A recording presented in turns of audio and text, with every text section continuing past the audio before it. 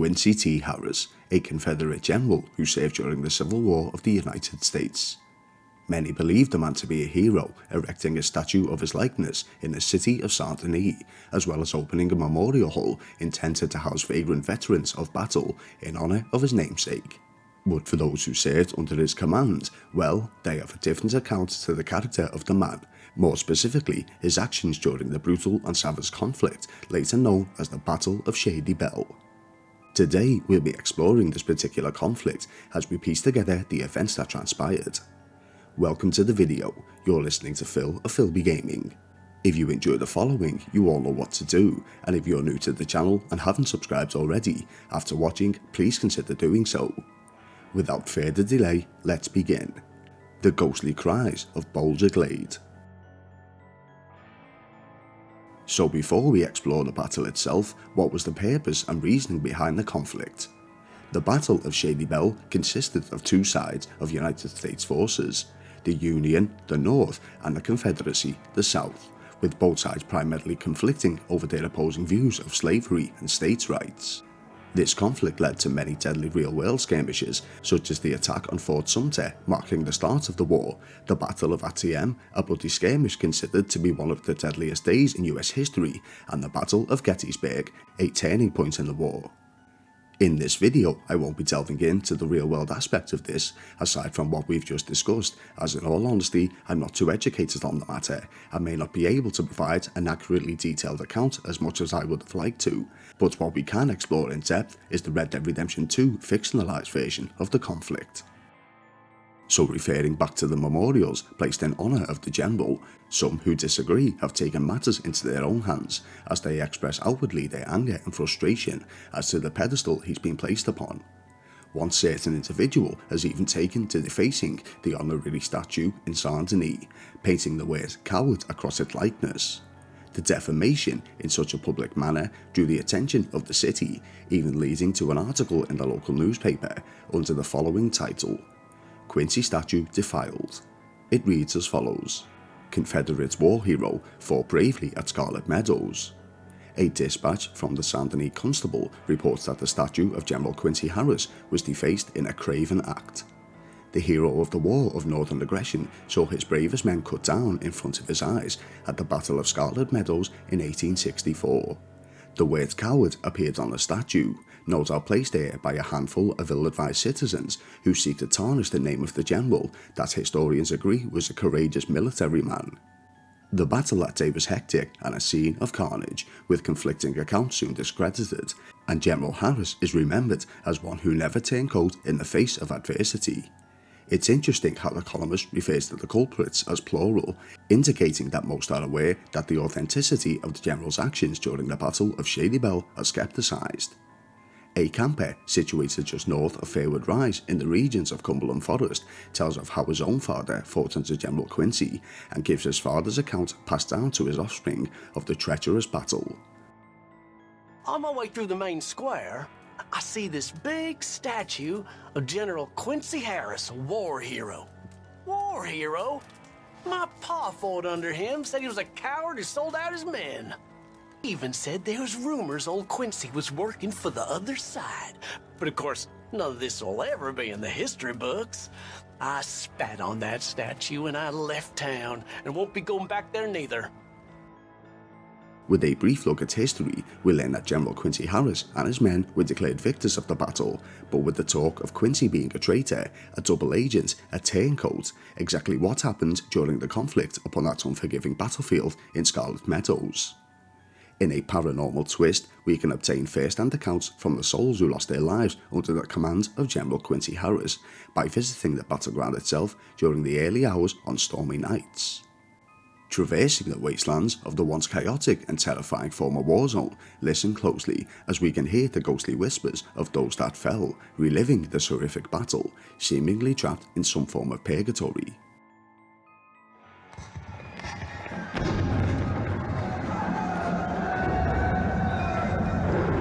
General Harris, sir, is everything all right, sir?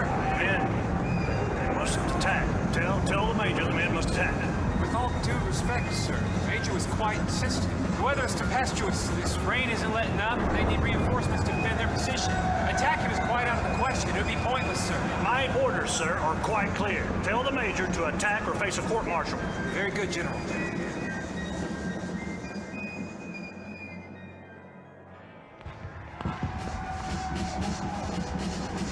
Runner. I need a goddamn runner. Get me a goddamn runner. Take this note to Major Wilkinson. You're to attack at once. At once, goddammit.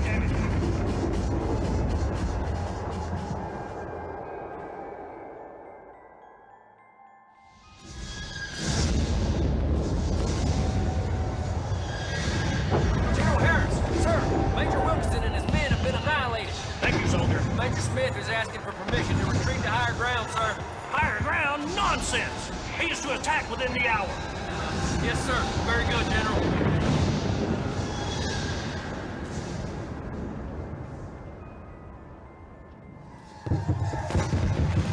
General, Major Smith and his men are dead. All of them? I believe so. It's hard to tell, sir. Mac Fisher is attempting to secure the farmhouse.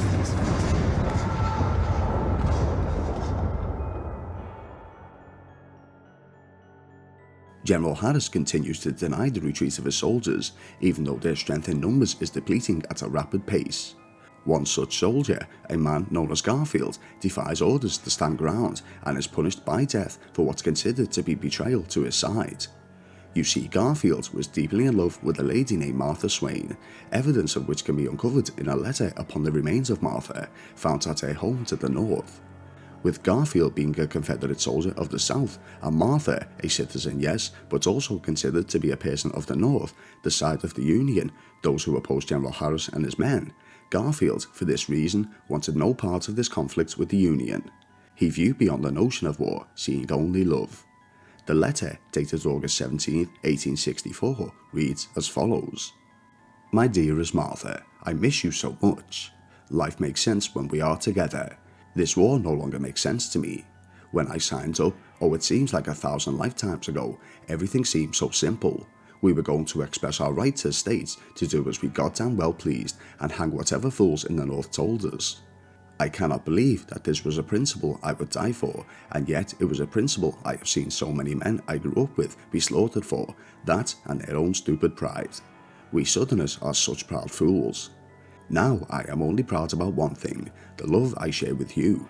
You, a Yankee, an abolitionist. Everything I am supposed to hate and now love so dear. How can you love me back when I am such a fool?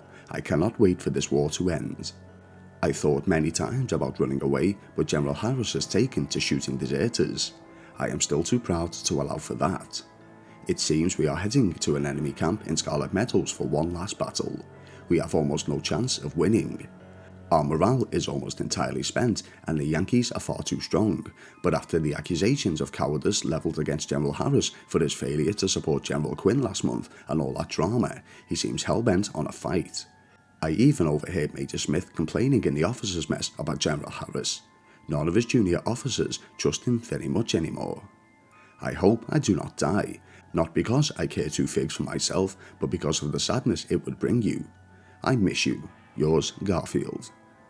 There is a return letter from Martha found upon the remains of Garfield, in which she implores him to return to her and forget this conflict, but as we can see, things didn't turn out quite the way the pair had hoped for. The return letter, dated October 8th of the same year, around 7 weeks following Garfield's original correspondence, states the following.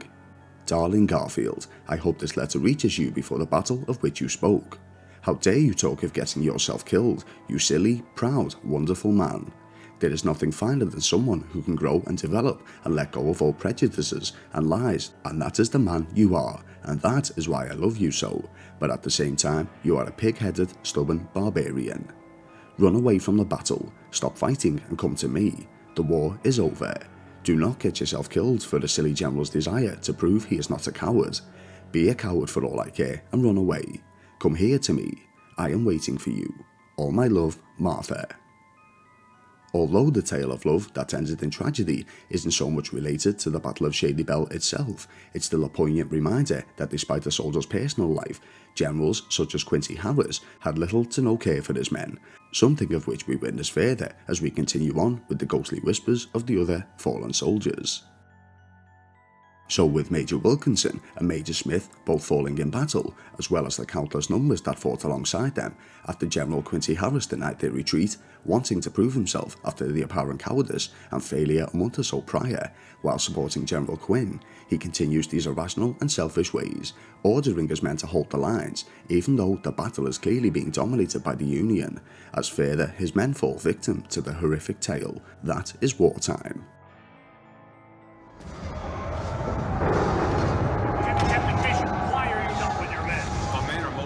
Sir, the cannons, their artillery is destroying us, sir. We need to retreat immediately. I disagree. I need your men to hold their position to the last man if necessary. Is that clear? Very clear, sir. Aye, sir.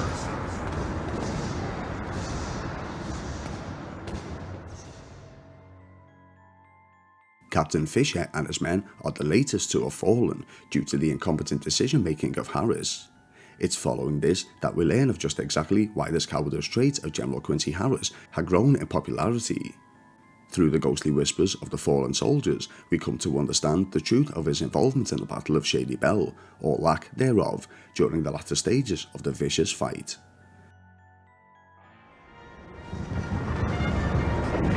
Prepare my horse, soldier. We must escape before the Yankees cut off the road. Is this a general retreat, sir? No. This is... We must move my command post back significantly. No one is to retreat. Is that clear? Yes, sir.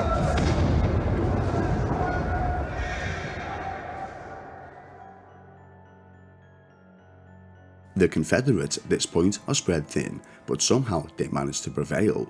Through sheer determination and potentially a whole lot of luck, the South managed to fend off the enemy, holding the line at Shady Belle, but as to how, the specifics are unclear. For this victory, General Quincy Harris is commended, both for his bravery and leadership during the conflict, but for those who were involved, they know the real truth. Harris was a coward. Following his failure to support General Quinn prior to the Battle of Shady Belle, and with his own men now questioning his leadership skills and integrity, General Quincy Harris saw nothing but the need to repair his own ego and insecurities, in spite of how many of his men's lives it may cost their side along the way. He had no intent of admitting his cowardice act to his superiors, nor admit the truth of the battle to anyone else. He would file the after-action report to pave a light that shone brightly upon himself, redeeming his sullied reputation in the process.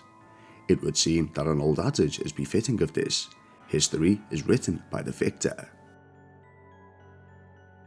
If you enjoyed what you saw today, you all know what to do, and if you're new to the channel and haven't subscribed already, please consider doing so.